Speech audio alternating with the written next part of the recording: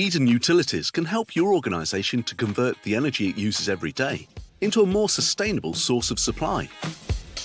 We are a professional, totally independent but friendly utility consultancy that can offer any organisation a way of converting its own waste into energy.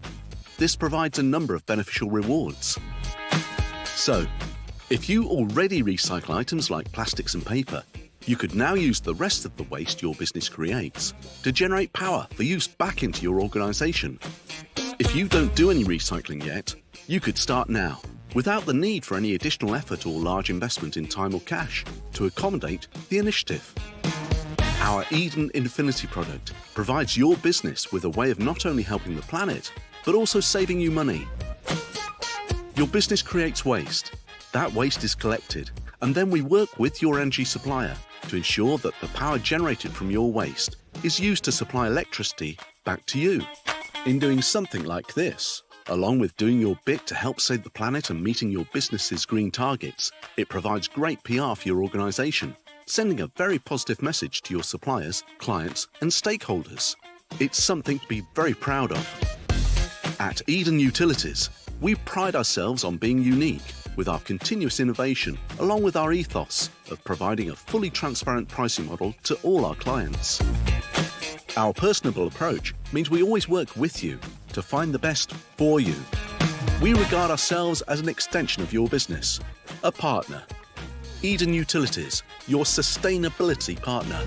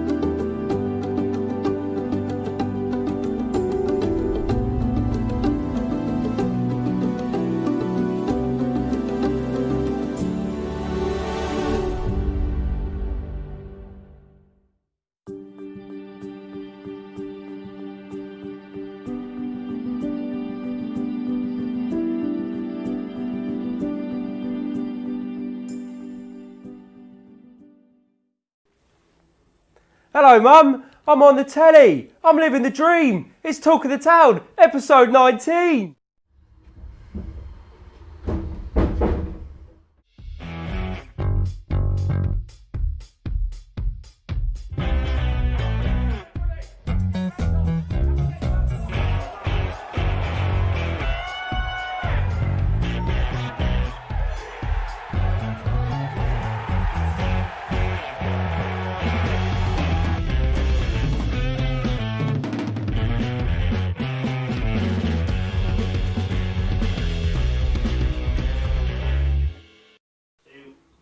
Hello everyone, welcome back for another episode of Talk of the Town. We're on episode 19 now as Crawley Town prepare to take on Bradford. I'm delighted to say I'm joined obviously by Harry and by Steve, the club chaplain. Steve, we'll start with you. First question I want to ask is just for anyone that doesn't know, what does a club chaplain do? It's a great question. Probably 2/3 of the professional clubs have got chaplains connected with them. Lots of them, like me, local church ministers, church pastors. But really just to come alongside, I don't bring any expertise on the playing or coaching side, you'll be pleased to know, no influence on that at all. But just alongside the great work that the coaches and the team are doing together. Sometimes just to have someone that can give a listening ear, bring a bit of what we call pastoral care, to talk with those that want to talk or want to listen. Some of these are young lads, they're a long way from home for the first time. So it's just a little bit of care around the edges. And more than that really, I think obviously the players and the coaches, they do come and go, they don't all have roots in the town, but obviously chaplaincy working wider with the community around the club, the supporters, the staff that work here, the volunteers, the stewards, these are guys with Crawley roots. We care about them and we also want them to flourish too, so chaplaincy works into those areas as well. And supporters as well, yeah. Does it stretch into the fan base? Absolutely, we're here to, chaplaincy is here to serve those, so across the football clubs where there are chaplains, we get involved in all kinds of support and help and encouragement. We're here for the town. Obviously, I do this as a volunteer. I have a day job, and we've got thousands of fans. It's been amazing to have some back in here tonight. But I think around the club and around the community is lots of great support. We just play our small part in that. But yeah, we're definitely here to help. One of the initiatives that we're doing in partnership with other churches and with the council across Crawley is called the Love Your Neighbour initiative. Some amazing work through the foundation here at the club with Darren and Kaylee and Ian and others, just in befriending and caring for the community directly around the club. With Love Your Neighbour, we're working more widely across the whole community of Crawley, and food parcels, crisis care, some of the stuff we do here, befriending, but also some schemes to try and get people back into work. And for those that are under real financial pressure, debt helping coming out of debt, that a pathway out of debt for some people can be so overwhelming. So there's loads of schemes and help going on. And particularly over Christmas, we've just got some extra specials. I left our church building tonight in the middle of town, and we've got 1,000 Love Christmas parcels packed up and ready to go out to the end of this week.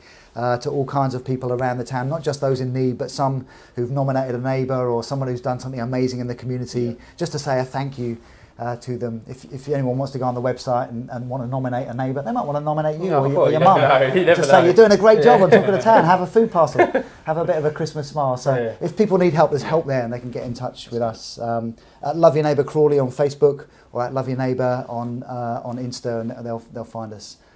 So yeah, that kind of thing is how we're trying to help in and around what's already going on at the club. Yeah. Fantastic, yeah. Thank you, Steve. You're very welcome. Very much Great for joining us. Thanks for having me. Yeah, no worries. Yeah, we're going to take a look at an advert from our main sponsors, the People's Pension. 2017, £30 million has been lost to pension scammers. That's about 26,000 Premier League season tickets. During these uncertain times, it's more important than ever to defend your hard-earned money. Be on the ball to anyone contacting you out of the blue. Find out more about pension scams and how to avoid them by visiting our website.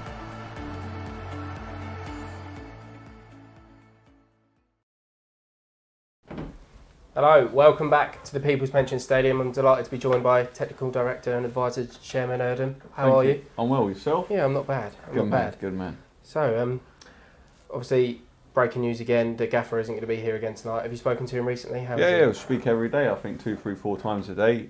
He's very well, he's on the mend, and hopefully he'll be back with us soon. We do miss him. I do generally. Yeah, it'd be great to have him back with us because he's a very important asset to the football club. He's a pillar of the club. We need him here. Yeah. It's been a year since he's been here. What's changed off the pitch more than obviously a lot of things have changed on the pitch with his style of play and the players he's brought in, but in terms of off the pitch, what's changed behind the scenes? I think it's a combination of both. I think there's a unification of everyone doing the best we possibly can, but I think underlining the most important thing is that whoever you are, whatever club you are, it's got to be a privilege and an honour to work with Crawley Town Football Club, and that's one of the most important things that we've instilled here, and hopefully that will carry on, and we want that to be the case. So if you want to work with the club, or it's about Crawley, and Crawley has to come first, and that's the way it will be. We're not here to serve anyone else. We're not here to be play second fiddle to anyone. In our eyes, this is the biggest club in the world, and that's how it should be. How important is the stability of him being here for so long? Obviously, we just played a team that's lost the manager. We're now playing a team that's in that changeover. But generally speaking, how nice is it to not have those problems of changing people in big places, big positions at the club? I think you have to be honest here. When you change a manager, you've got to look at yourself as well. Yeah. So you've got to hold yourself accountable as well. So if you're not, unfortunately, when you're changing managers, it means you're also part to blame in that. Mm-hmm. And it's great to have the 1 year we've got, and hopefully we can carry on for many years because the structure that's been built now, it's great because the philosophies they all marry together. Everything's great. So hopefully we can crack on and keep at it. But longevity and consistency in football, as we've seen, the great examples of Ferguson, Gareth Ainsworth, these type of examples that we've seen in our lifetime, obviously Wenger, it's all longevity and letting someone being able to breathe their philosophy into the football club. So what are your overall expectations for the season going forward?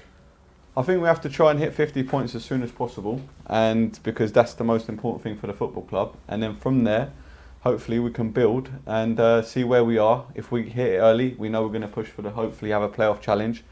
But the most important for this year is just survive, get on the 50 points, hopefully as soon as possible, and then we'll see where we go from there. Max has been writing headlines before Saturday, and I think they've doubled after the weekend. Yeah. I assume the phone might have been going off a little bit yet, or is it too early? No, it's definitely been going off. Yeah. No, it's good. Look, listen, at the end of the day, if we're going to pick the bones out of this, how important could it be for the football club? If we were to get $1 million plus, my personal selfish ambition is to break the transfer record because that's great. Yeah. Coming from recruitment, it's something I pride myself on. But for the football club, if you've got $1 million plus, you've suddenly got 18 months of wages and payroll covered. Yeah. And suddenly it becomes a different element, a different ball game, because then you can start construction in other ways and really building that conveyor belt that we've been trying to build, because we've been pretty active in our recruitment. Yeah. We've made some sales. I don't think we've ever hit a massive sale like with the Max Waters potential we have. So that it's just crucial for the longevity of the football club. However, it has to be utilised in the right way. It can't just be get the money and spunk the money. Yeah. It has to be, what do we do with this? You've got to be smart with it. Do you invest more in younger players? And there's a balance, obviously, but it's so important for the survival and for the longevity in the football club, especially in the times that we find ourselves in. Yeah, and obviously, a few people who have been enjoying Max's recent form are the fans. Pretty brilliant to welcome near enough 1,300 of them today. Oh yeah, look, to have the fans back even the other day, it's fantastic because you celebrate even more because you're all together. But when things are going bad, we're all looking at each other thinking, oh, here we go again. But at the end of the day, they are a pillar, and they are one of the legs of the table, as the chairman always says. So it's the fans' club at the end of the day. Sorry, I was not to interrupt you. I was just going to say, do you think we've got an advantage over certain teams in the league now? You look at Bradford's situation, they can't have fans in, they've got a big empty stadium, but they come here where 1,300 is going to feel like it's pretty full, and you're edging towards numbers that we might get on a normal home gate. Mm-hmm. Do you think we've got, maybe some other managers might call it an unfair advantage, but we take these kind of things and grab them? Do you think the players can really feel like we've got a boost that some other teams might not have?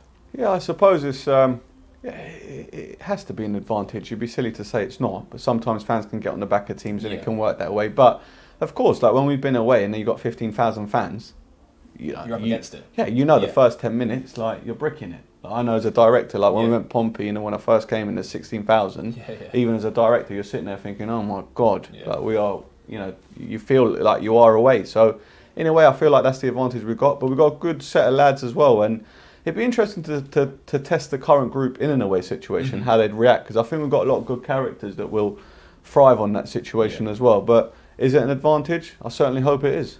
I think so. Yeah, certainly so. And on Saturday we play Leyton Orient away, another tough trip, but fans will be able to come in and watch the game in Reservoir via Beanback, so let's check out an advert for that.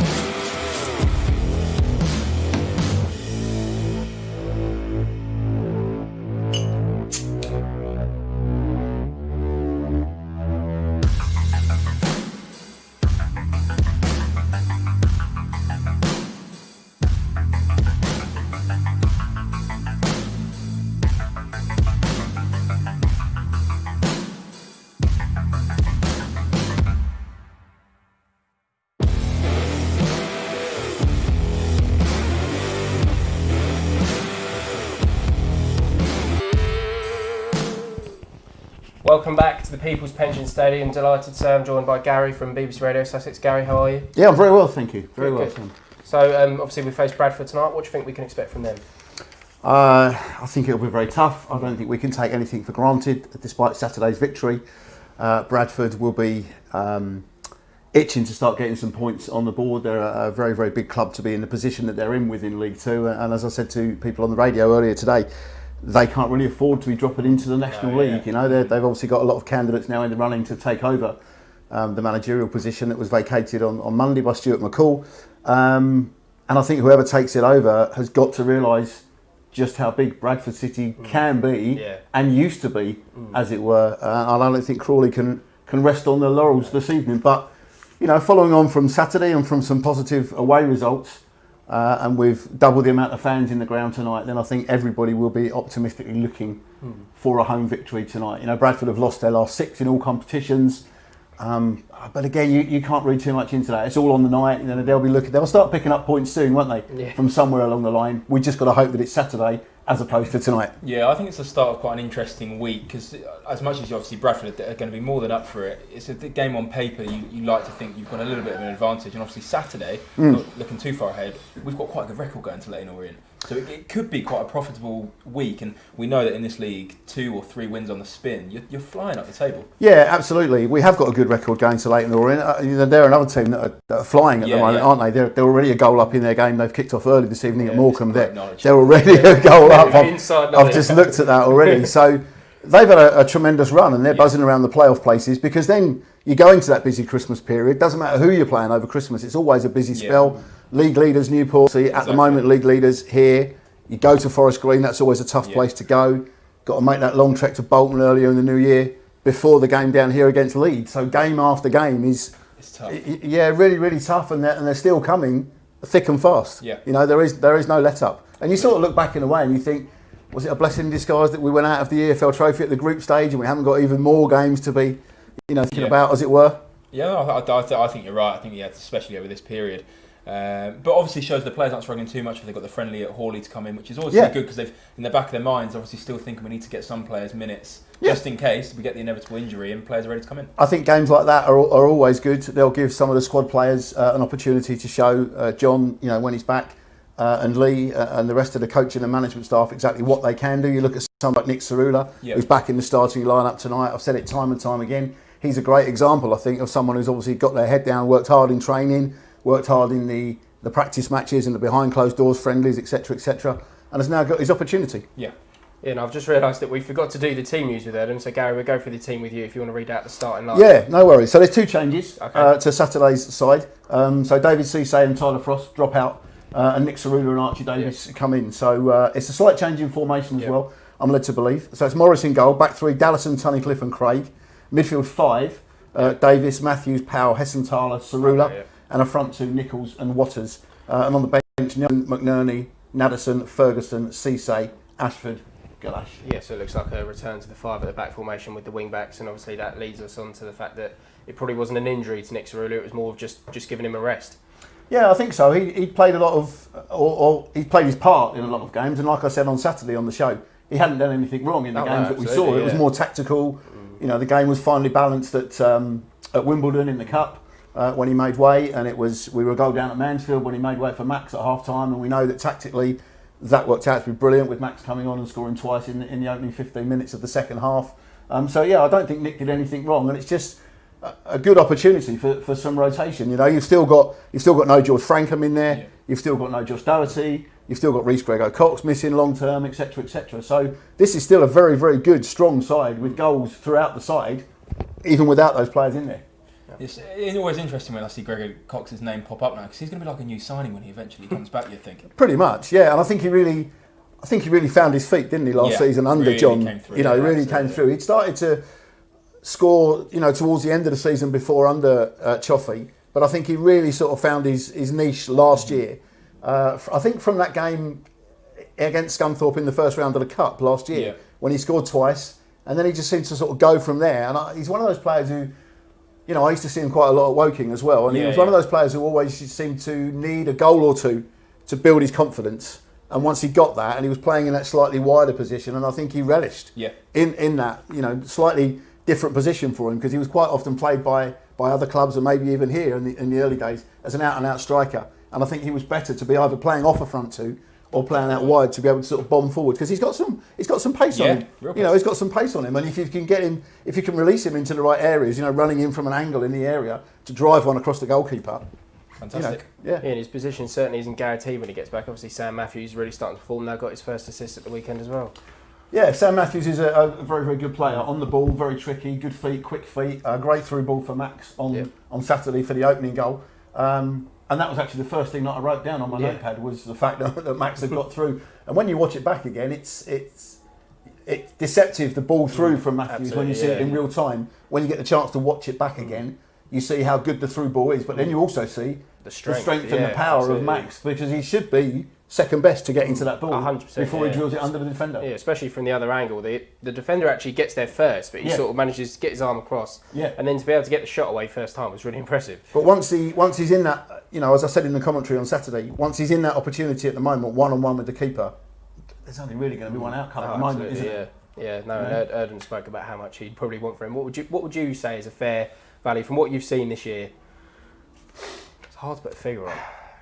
You'd want 7 figures. Yeah, absolutely. I think at the very least. I think the other thing I said to some people before, and I spoke to Max about it and to Lee after the game on Saturday. And the thing is, if he goes anywhere else, is he just going to be like a bit part player within a squad who might feature in EFL games, EFL Cup games, FA Cup games, or whatever? Whereas he could be down here still playing until the end of the season and notching himself up like 30 odd goals, couldn't he? He's got 15 already from October to December. And I think another interesting thing that I looked at today was he's got 15. I think Nichols has got 8. Naderson's got 4. There's 27 goals between the front three at the moment. Palmer and Lubala, 27 goals between the two of them last season for a whole season. And yet John was questioned about bringing in people like Max and bringing in Tom Nichols and getting rid of Palmer and getting rid of Lubala and stuff like that. And I spoke to John earlier on the phone today, and he said, there are still people, Gary, who seem to think that I don't know what I'm doing. But it's there. I suppose Tom Nichols is one of those players that has probably gone really unnoticed this season. I know from being at training myself how grateful Max is. The amount of assists that actually come from Tom Nichols and the work he gets off the ball has been really impressive. Yeah, absolutely. And I think I said on Saturday as well that he needed to get his name back on the score sheet. He hadn't scored for a few games. Yes, it was only a penalty. He still got to score it. There was no way he was going to hand over the responsibility of that. He's a designated penalty taker. He said as much to you guys after the game. Max said as much when I said to him, were you tempted to try and take the ball? He was like, no, Tom's the designated penalty taker. He took one at Torquay, he scored. He took one here Saturday and scored. Why is he going to relinquish that responsibility at the moment? But yeah, he does a lot of work off the ball, Tom Nichols. And I think one great aspect of his game that I think opposition teams don't seem to realise is his tremendous heading ability. You think back to Max's second goal Saturday. Nichols, great ball in from Hess. Great header from Nichols that comes back off the crossbar. But really, Tom Nichols, he's probably not too much taller than me. No, he's got absolutely no right to get above two central I think defenders. from looking on Wikipedia earlier, I think it says he's about 5'10" or 5'11". When you consider some of the height of these, I don't know, 6'1", 6'2" centre backs, he still beats them to the majority of the headers. Yeah, we've really said that impressive. many times in commentaries. And it's a great thing for Crawley because if the opposition are not expecting it, ball into the box and the central defenders are probably anticipating that they'll win it quite easily. Even if it's not a header at goal and it will knock down to someone in the box or something like that. And Tom's a very, very good and deceptive player. Yeah, absolutely right. I think it's time for a little game, chaps. Oh, quiz Quiz tennis. Wow. So how does this work? I lost to John Barnett last time I was doing this. So, God! So I haven't got a glorious record. I've got the commentary reputation on the line. yeah. Right. So, Okay. to explain the rules, so there's 3 questions. So say I'll start with Harry. There'll be a question. Harry will fire an answer, and you've got to fire an answer back. So say it's, I don't know, previous World Cup winners. Harry might say France. You could say England, and whoever bluffs first, so whoever can't think of one first, gets the point. You've got it, haven't you? Yeah, I can tell from the confidence in your face. Yeah. You Yeah, understand you what think we're you got it? Yeah, Sure. yeah. So if I'm only a mere commentator. The rules and regulations are. Cool. So Harry, I'm going to start with Too you. hard. Name any Crawley goal scorer from this season. Max Watters, Frankham, Naddison. Nichols. Oh no! Oh, well, as soon as you That's a stop, bluff. That's a bluff. as soon as you stop, 1-0 the to second's Gary. gone. Yeah, no, it's a tough game. Yeah, it is, yeah. I got embarrassed. Well, because I think you're worried. I was going just on my tip of my tongue was Heston-Tyler, which is so random. Yeah, But he hasn't scored, has it? No. no. Tunnicliffe. Yeah, there's Yeah, loads. Should have Yeah, said no, Tunnicliffe. Yeah. 4 or 5 more. Yeah, I got embarrassed at Mansfield away. Tom Cameron beat me 3-0. I think the worst moment of that was when we said previous winners of like Division 1. And so I turned around and went, oh my God, what am I going to say, manager-wise? And I said Nigel Clough instead of Brian Clough. That was probably the worst moment of my Talk of the Town career so far. But anyway, we move on to the second question. This one, bit similar, but just name any squad member from this season, starting with you, Gary. Any squad member? Any squad member, yeah. George Frankham, Naddison, Nick Cerula, Watters, Glenn Morris, taken off me. Tony Craig, Tyler Frost, Tom Nichols, Brian Galash, Dave Sese, Tom Nichols, Josh Dirty, Nathan Ferguson, Archie Davis. Mark Wright. Ooh.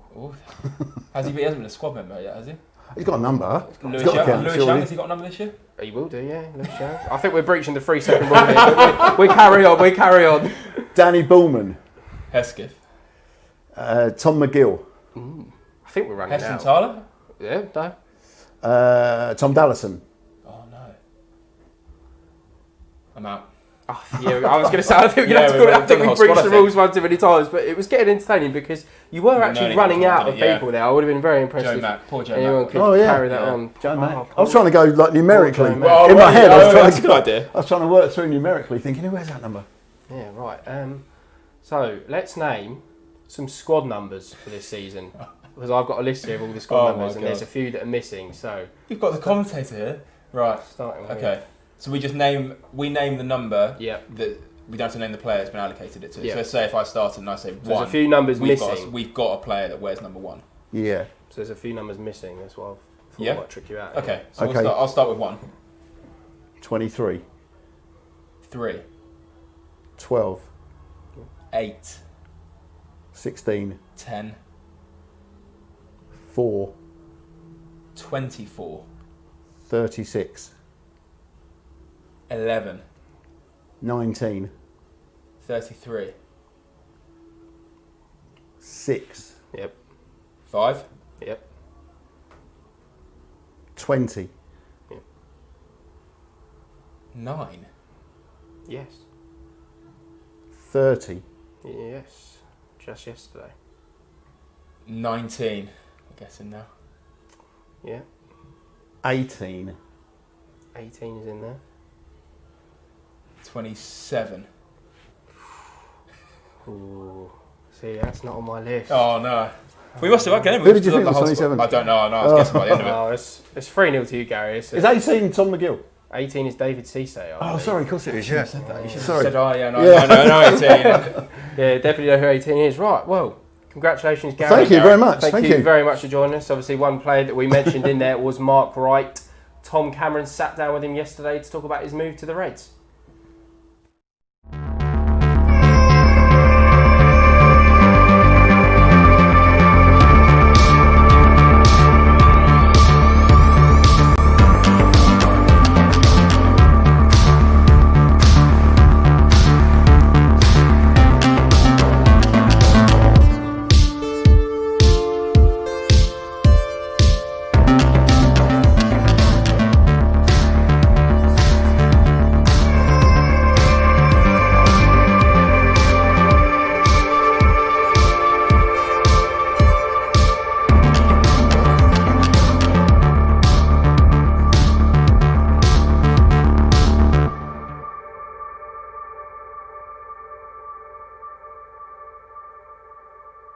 Mark, I'm delighted to be here to discuss your new contract at Crawley Town. You must be ecstatic to get it over the line.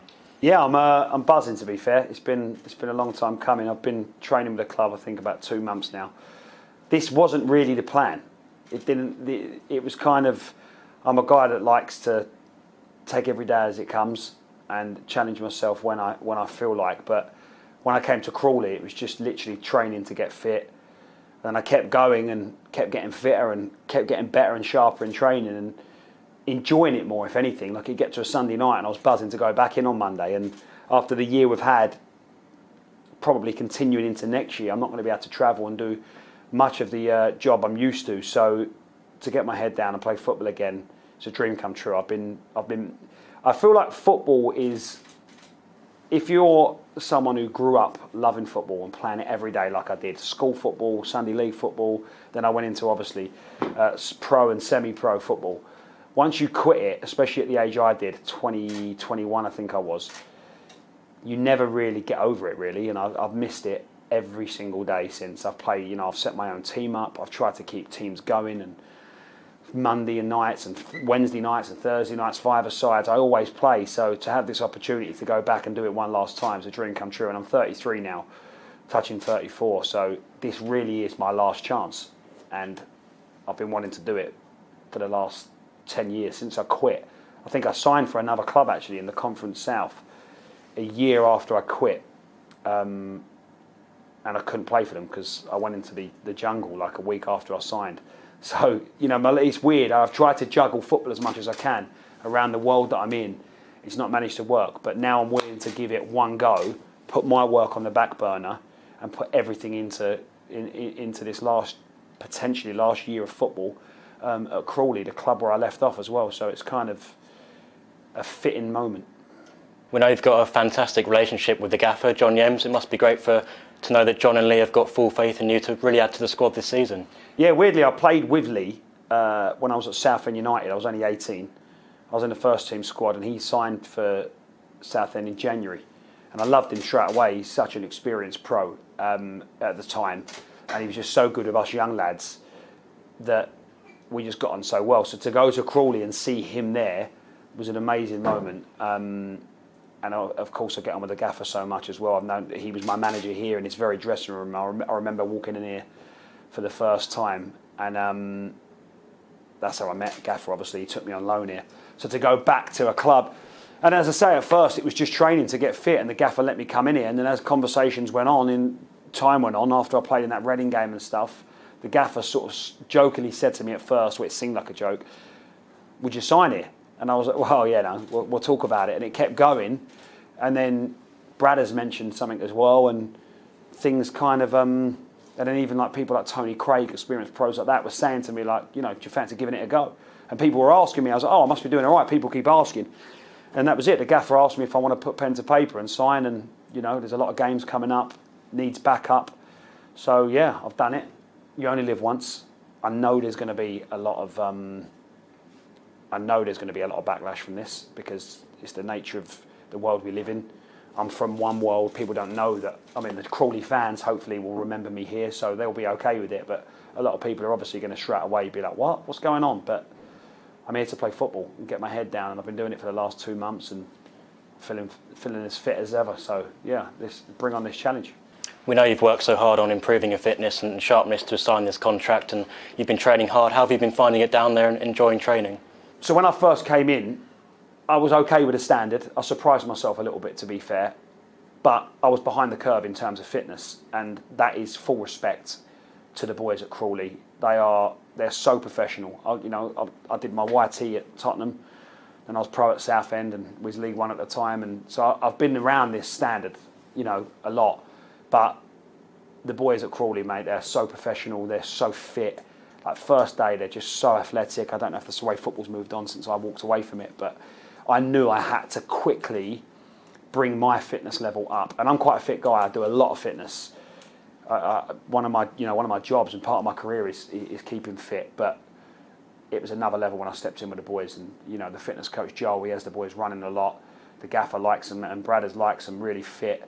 So yeah, I had to quickly work hard. And on my off days, I was training with Joel and another personal coach that I've got.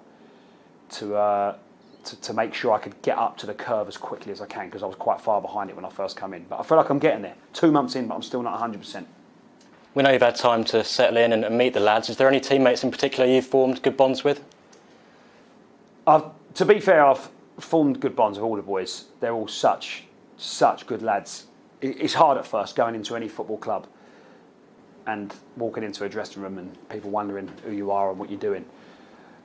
I can't hide from the fact, what my job is. So it felt a little bit more nerve-wracking, if anything, walking into the dressing room, because the boys were probably double like, what's he doing here?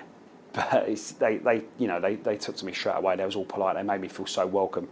I get on with all the lads.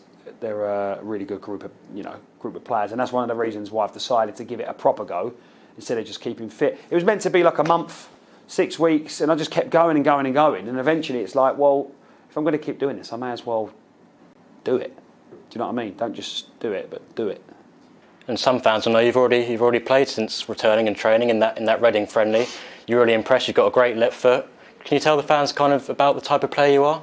Yeah, so my peak fitness was the Reading game. That's what I was aiming for, to see if I could keep up with the other lads. And I felt like I did. I wasn't 100%. I was probably 80% compared to what they were, but I was 5 weeks in at that point. And yeah, I had a decent game. I did it right, and that was kind of my test to see if I can continue this, because throwing myself into the deep end, a young under-23 Reading side, very good players. A lot of our first team were playing. That was a big test for me, and that was after 5 weeks. It's now been 2 months, so I'm another month down the line. I think another couple of weeks, and I should be where I need to be. As a player, I'm a left back, kind of will do you a job. Love getting up and down, love putting in crosses. I'm an attacking left back. That's what I like to be. I like to keep the ball. That's one of my biggest, my biggest priorities when it comes to a game, is just keeping the ball, not giving it away. Yeah. Mark, thanks a lot. Welcome to the Reds, and I wish you all the best for the rest of the season. Thank you for welcoming me. We'll see how it goes. Fingers crossed. Yes, hello. Welcome back to the People's Pension Stadium. I'm delighted to say I'm joined by Andrew and Rob from the Crawley Town Education Academy, but obviously also known as our community foundation as well first. So, do you want to talk us through a little bit about your education programme? Yeah, so we run a BTEC education and football programme, looking for 16 to 19 year olds, all based here at the stadium. So classrooms are here at the stadium. We train on the ball court, 3G over the road, and play there as well. And it's been running now for... It's our fifth season. Fifth season now, so we've been sort of gradually progressing, but really sort of stepping up the level of football. So we train them and treat them like full-time professional athletes, scholarship players 16 to 19, and educate them full-time through a sport BTEC. And it's been really good. I think we've had loads of progression this year in terms of lots of really good conversations with Erdem, with John, who have been really keen to get young local lads through our programme and into the first team, and it's been a really good progressive last 5 years where we're just sort of stepping into it. So obviously, if you would sign up to the course, you'd come out with a BTEC. Is there any other sort of things you come out with? So we do a lot of additional extracurricular. We look to try to put people into high level football as well. Be that into the first team here at the club, or into other local higher level programs.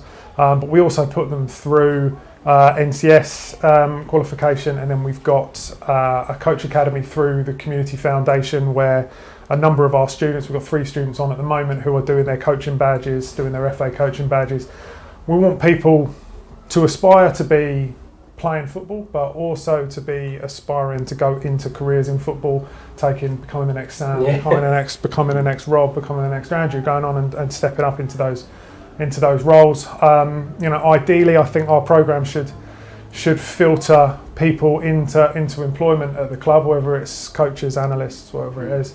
And so we try to get them qualifications that go with that, coaching qualifications, fitness coaching, fitness instructing qualifications, things like that as well. Yeah, so you sort of act as a guide. So if someone like came to you in the program and said, I want to try and do that, and like you said, analytics side, you'd sort of guide them and try and get them the right qualifications. It's getting a broad range of people involved, but yeah, high achieving footballers, but ones that are open-minded to understanding how competitive that market is.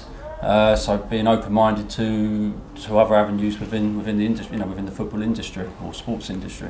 Yeah, and when they show an interest in a particular field, so we've done some coaching with the students early on in the season, and there's a couple of young lads that really showed an interest in getting into coaching and stuff like that. So we automatically go and give their names to the head of football in the foundation, and they then put them into specific coaching roles, and we can then start to mentor them. And I think that's been one of the key things when Rob and I first met and started working together. One of the key things that we had in common was the idea of really mentoring these students and understanding who the students are personally and mentoring them one-to-one. And we keep our numbers really low. We've got classrooms of 10, whereas if you're at a college, you'd be in a classroom of 25 to 30.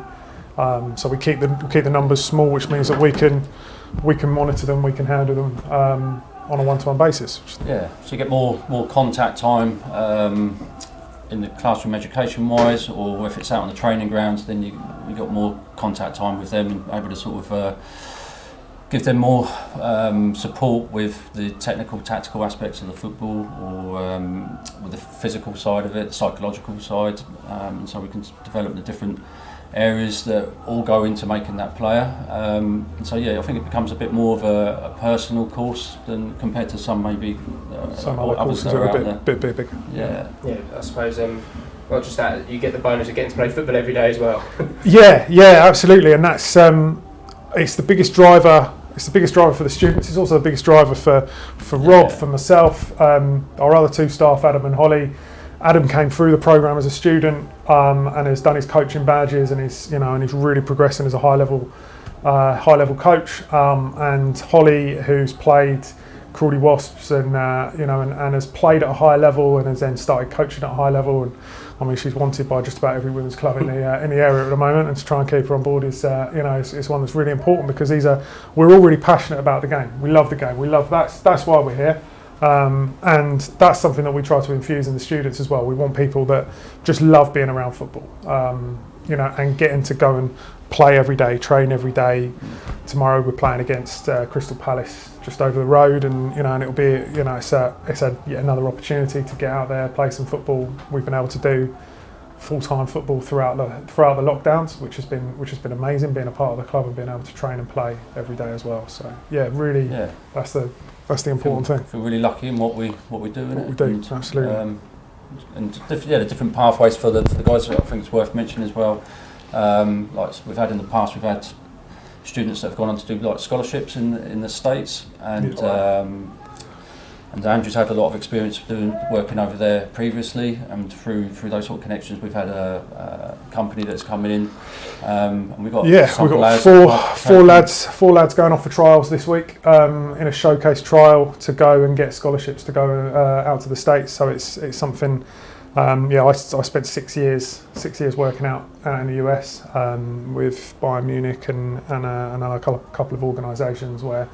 It's a growing market out there, and our students are really buying into that as well. So we've got 4 lads, Maury, Aiden, Jack, and Ben that are all going off and are going to hopefully go and get themselves a scholarship to go and play in a college in America and represent the club, represent what we've developed in them to go out there and progress as footballers. Again, continuing that full-time football, as you were saying. Continuing to play as a full-time footballer and study as well and go on to those higher levels. I suppose one of the things I've noticed, having had friends that have gone through this programme, is you're not just sort of playing local teams. You do get to play like some of the most amazing academies. You get to go to places like Chelsea, like you said, Tottenham, Crystal Palace. Yeah. We play, and it's we're playing against some Premier League clubs. We're in National Football Youth League, which is it's specific to professional football clubs. So, you know, yeah, as I say, tomorrow we've got Palace in our league. We've got programmes from Watford, Chelsea, Plymouth. We go away to Plymouth, which is a fun trip for Rob on a bus. Stay overnight. Very nice. But when we do that, we always organise like a training facility. So we'll travel down prior to the day before the game. We'll conduct a training session venue that we've booked out, and then sort of stay overnight, and then have like pre-match breakfast, and and then take the game on. So yeah, again, it's just trying to treat them as much as close to what a real football academy would be. Close to what the professionals are doing here, as much as possible. Very nice. So when does the window open for new applications for this? So new applications, we have received a dozen or so new applications for next year, and you can download an application form off of the website, or you can email us directly. So it's education@crawleytownfc.com. And yeah, we are kind of starting our recruitment. We're looking from the beginning of January, so we're going to have a series of trials through January and February. A number of opportunities for players to come in. I think what makes our trials a little bit different is we always include our current crop of students. We're big into culture, unity, buying into what people are doing at the club. So we want people to understand, how that club feeds down into the being a second year into what the new first years will do. So a lot of the other trials in other clubs, it's quite separate. It's sort of this kept separately between second years and first years. We're very integrated in what we do. Our teams are very integrated, so our trials are always done that way, where we've got current players involved with new players, and we've been excited. We've had a lot of good nibbles, but we're looking for 30 decent footballers, 30 players that are playing in local A leagues, been released by pro clubs, have been trying to push themselves on as high level footballers. We're looking, as I say, we look to recruit about 30 students every year. That keeps our number around about where it is that we want it, where we can maintain the quality, and that's the biggest thing for us, as we said earlier, is having smaller groups that we can mentor. We're open for applications right now. Go on the community website, and all the information is there. If you look under education, then you can find the information as to how to apply. Application forms are application forms are downloadable on there. Yeah, so perfect. Great for people to get in touch. Yeah, just finally, if you were to give any advice to anyone that's sort of on the edge of thinking of applying, what would it be? If you love football, if you're a keen footballer, if you want to stretch yourself as a footballer, don't think twice. Come and have a look, get in touch with us, because I think had this sort of opportunity been around when I was their age, I would have bitten someone's hand off for this chance to come in and be involved in this environment. I think for our students walking into this stadium every day, they know Erdon by name. John will say hello to them. There aren't many programs, any other professional programs that have that kind of connection, that kind of link to the club, and that kind of real feel of actually being a part of a program, a part of a professional football club. I would just say, if that's who you are, if you are, doesn't matter whether you're a Crawley fan or not, we'd love it if you are. We'd love it if you're a big Crawley fan and you want to be the next Max Watters or the next Glenn Morris or whoever it is. Then absolutely. But that most important thing is that passion for football. That's what I've got. That's what Rob's got. It's it's why we're here. It's what drives us. If you want a life in football, come and speak to us for sure. Perfect. Thank you very much for joining me, guys. Thank you very much, sir. We're going to head to Mastermind now as Tom Allman takes the hot seat for Kiosk Ken.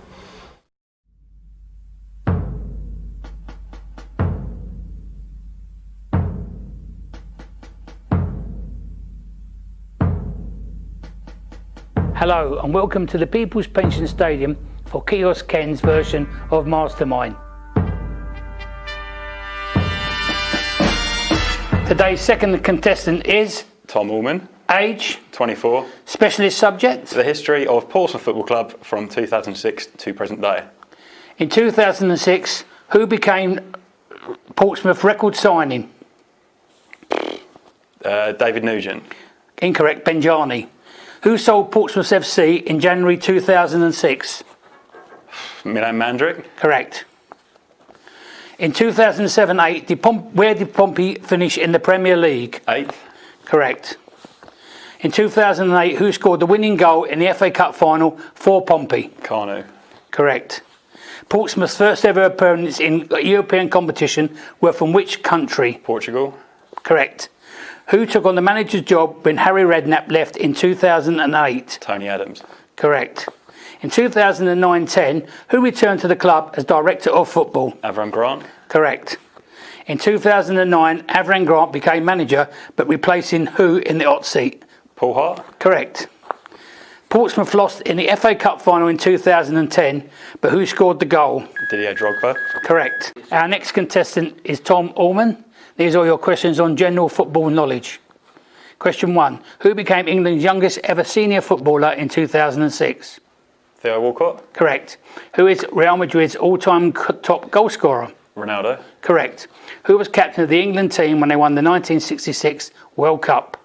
Bobby Moore. Correct. What nationality is Zlatan Ibrahimovic? Swedish. Correct. Which English Premier League footballer is the highest scoring midfielder of all time? Frank Lampard. Correct. The Crazy Gang was a nickname used during the 80s and 90s in reference to which football club? AFC Wimbledon. Correct. What is Joe Hart's first real name? Peter. No, it's Charles. In 2004, the biggest club sponsorship in the history of English football occurred between which football club and company?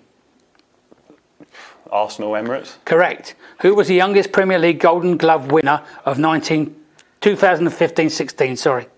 Thibaut Courtois. No, it was Peter Cech. Which youth team did Wayne Rooney join at the age of 9? Everton. Correct.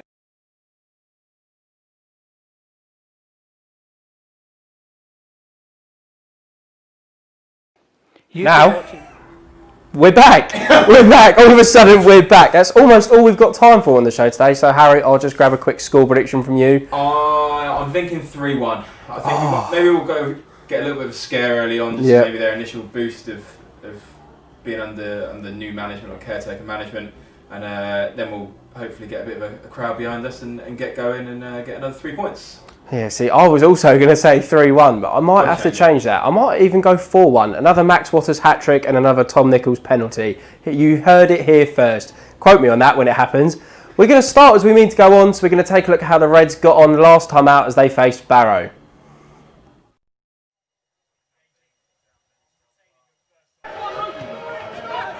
Chases on for James. Casual touch away by Morris.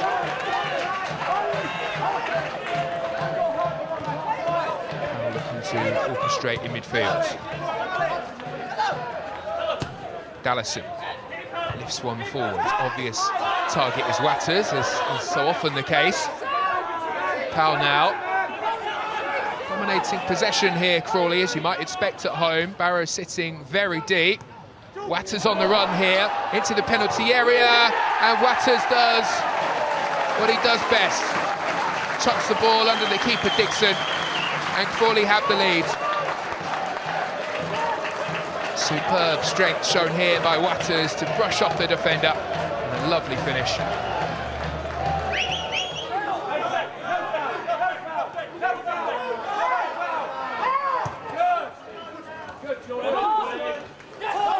Quickly looking for the foul, but referee not interested. Barrow win it back. Now there might be a chance for Quigley to advance. Here's Kay. Kay drives at the defender. Nice delivery into the area. Opportunity for Reed. On the spin. Just couldn't quite keep that one down. And it's good build up from Barrow. Brilliant response to conceding that goal. Kay here on the chance. Lovely footwork. Reed spun.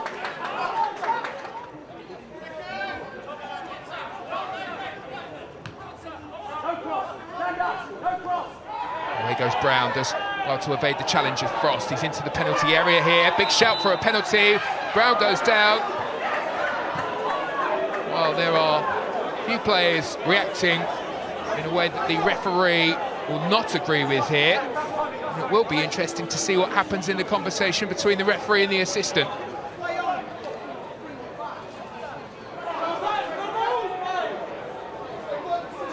a long discussion here, and after that long discussion, it will be a penalty for Barrow.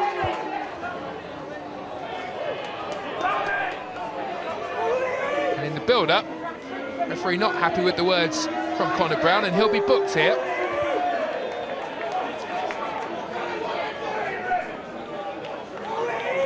We'll finally get this penalty then. Josh Kay with the chance to level things up. Oh, it's saved, but he's got the rebound. Glenn Morris got down quickly. Quick reaction though from Josh Kay. Fine stop initially from the keeper, but it just came back off of his knees here, presenting the opportunity to Kay.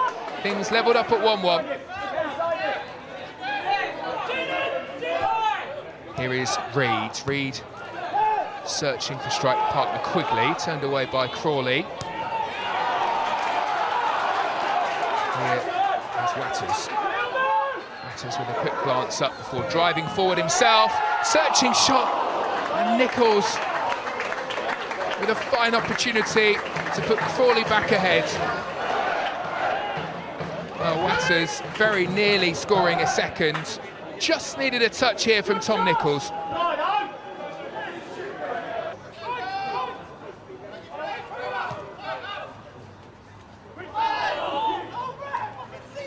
Josh Kay winning the corner.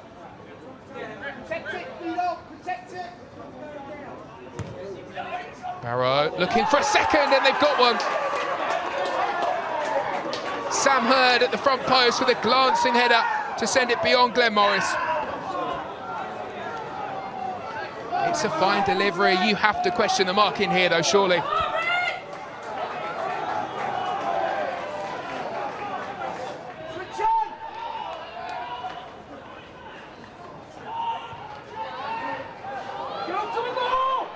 Tyler sends the ball into the area. Oh, it's back off for the crossbar and turned in by guess who? Max Watters. Right place, right time to level things up.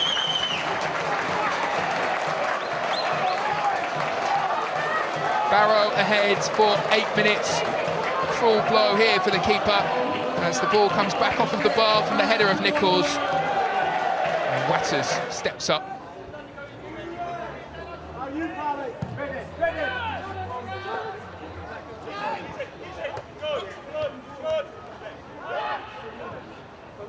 Here is Brown, he's giving the ball away. He goes chasing after it, slides in.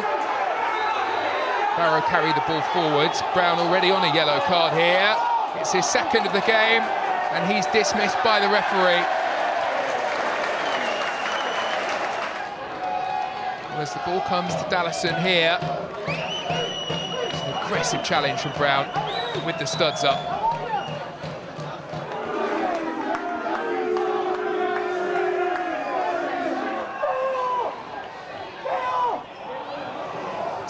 Barrow doing their best to hold on here, clearing the ball away to safety.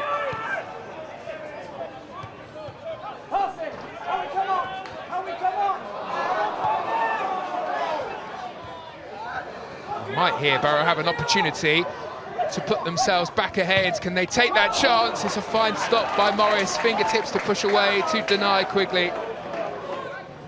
Quick break from the away side, and Quigley got himself into a brilliant position here. Just couldn't force it beyond the keeper.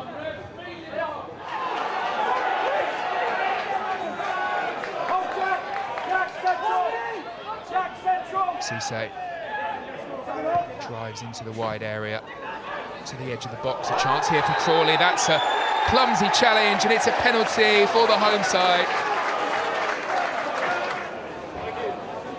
Absolutely no need for this challenge. Platt charging in. And now Crawley, with 9 minutes remaining, have the opportunity from the spot. Here is Nichols.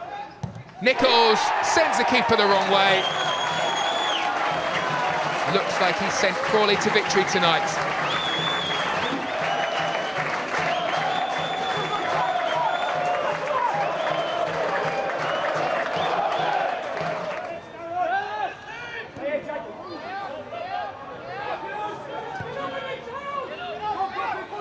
long ball forward from Barrow seems to be the best target as they try to get back into the game. Lifted away, and they've left themselves exposed at the back and forwards. Comes Nardison. Nice square pass, and there's the hat-trick for Watters. 21-year-olds makes it 12 goals now in League Two. What a signing he's proving to be. Great afternoon for the home fans here.